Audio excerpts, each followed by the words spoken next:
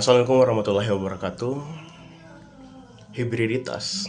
Sebelum kita menyelami teorinya, mari kita kenali dulu siapa sosok di balik pemikiran besar ini. Homi Bhabha lahir pada tahun 1949 di Mumbai, India, dari sebuah keluarga komunitas Parsi. Latar belakangnya sebagai individu yang tumbuh di India pasca kolonial, sebuah negara yang syarat dengan warisan Inggris sekaligus tradisi lokal yang kuat, serta pengalamannya berimigrasi ke barat untuk mengajar di universitas-universitas elit seperti Oxford, Chicago, sehingga kini menjadi guru besar di Harvard University. Bentuk sensitivitas intelektualnya. Karya monumentalnya yang diterbitkan pada tahun 1994, sebuah buku berjudul The Location of Culture, menjadi salah satu pilar utama studi pasca kolonial selain karya Edward Said, yaitu Orientalisme, dan gaya Spivak. Melalui buku ini, Bhabha menantang pandangan esensial. Pandangan esensial adalah pandangan yang menganggap bahwa suatu budaya bersifat murni, tetap dan tidak berubah, dan memiliki batas-batas yang kaku. Bhabha juga tegas mengatakan, tidak ada budaya yang murni. Semua kebudayaan pada dasarnya berada dalam proses hibridasi yang konstan. Hibriditas. Lantas, apa yang dimaksud dengan hibriditas? Dalam pandangan Bhabha, dalam antropologi klasik atau biologi, hibriditas sering diartikan sebagai persilangan atau percampuran dua entitas yang berbeda yang menghasilkan varietas baru. Namun Bhabha membawa istilah ini karena politik, bahasa dan relasi kuasa. Bagi Bhabha, hibriditas bukan suatu sinkretisme yang damai.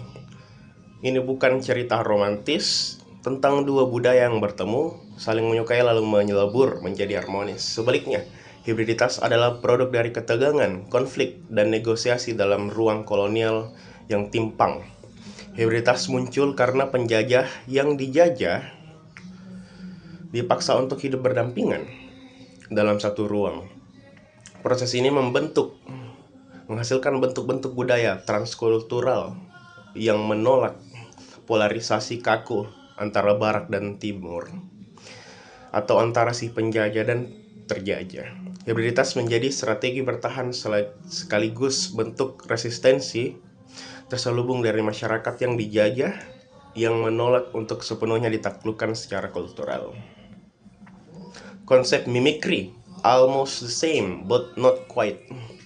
Untuk memahami bagaimana hibriditas beroperasi, kita harus membedah konsep kedua Bhabha yang sangat terkenal, yaitu mimicry. Secara harfiah, mimicry berarti peniruan. Dalam konteks kolonial, pihak penjajah sebenarnya menginginkan masyarakat yang dijajah untuk mereka. Mereka mendirikan sekolah, mengajarkan bahasa mereka, dan menyebarkan gaya hidup barat. Mengapa? Tujuannya agar masyarakat lokal menjadi jinak dan mudah diatur, serta bisa dijadikan tenaga kerja administratif yang patuh. Namun ada paradoks di sini. Penjajah ingin masyarakat lokal meniru mereka, tetapi tidak boleh benar-benar sama. Bhabha merumuskan dalam kalimat yang sangat ikonik, almost the same but not quite. Hampir sama tapi tidak sepenuhnya sama. Mengapa tidak boleh sama? Karena jika masyarakat pribumi menjadi 100% sama cerdasnya, sama beradabnya, dan sama gayanya dengan orang Eropa, maka pembenaran moral penjajah untuk berkuasa akan runtuh. Hierarki kolonial menuntut agar si terjajah tetap berada di bawah. Ambivalensi dan ruang ketiga. Ketidakstabilan dalam relasi kolonial ini berakar pada apa yang disebut Bhabha sebagai ambivalensi.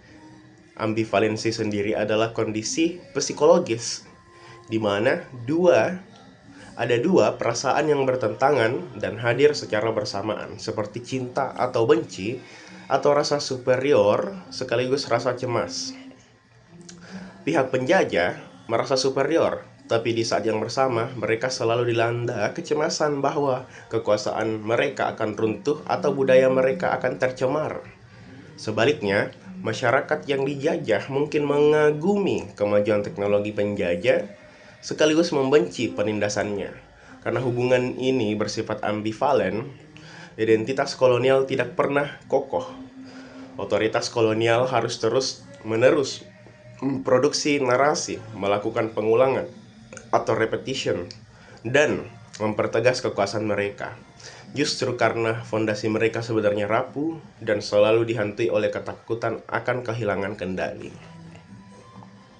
Dari retakan-retakan ambivalensi dan mimikri inilah lahir apa yang disebut Baba sebagai ruang ketiga atau the third space atau ruang enunciasi. Ruang ketiga ini bukanlah sebuah tempat fisik yang dimana kita bisa temukan di peta. Ini adalah sebuah ruang konseptual dalam ruang antara, in between space, yang muncul ketika dua budaya berinteraksi. Di dalam ruang ketiga ini, klaim atas kemurnian budaya atau orisinalitas menjadi tidak berlaku lagi. Ruang ketiga melonggarkan batas-batas kaku identitas dan menjadi tempat yang sangat produktif. Di ruang inilah identitas baru diartikulasikan, dinegosiasikan, dan dibentuk ulang. Ruang ketiga memberikan kemungkinan bagi subjek yang tertindas untuk bergerak, mendefinisikan diri mereka sendiri, dan melakukan resistensi yang kreatif. Relevansi dalam konteks Indonesia dan globalisasi. Teori Baba ini bukan sekedar filsafat menara gading yang abstrak. Kita bisa melihat manifestasi dari hibriditas, mimikri, dan ruang ketiga ini dalam sejarah dan kehidupan sehari-hari di Indonesia. Contohnya adalah arsitektur Indonesia Empire Style yang menjamur di Jawa pada abad ke-18 dan ke-19. Bangunan-bangunan kolonial peninggalan Belanda tersebut mengadopsi pilar-pilar besar negara bergaya neoklasik sebagai simbol megah kekuasaan kolonial.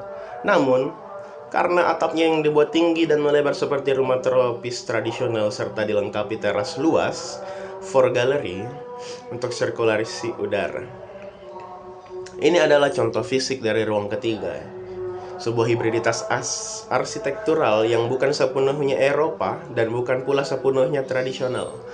Contoh lain dalam linguistik bahasa Indonesia yang kita gunakan ini adalah ruang hibrida yang sangat kaya. Kita meniru dan menyerap ribuan kosakata dari bahasa para pelaut dan penjajah, dari bahasa Portugis, contohnya jendela dan mentega, hingga bahasa Belanda, kantor dari kantor, handuk dari handuk, gubernur dari governor.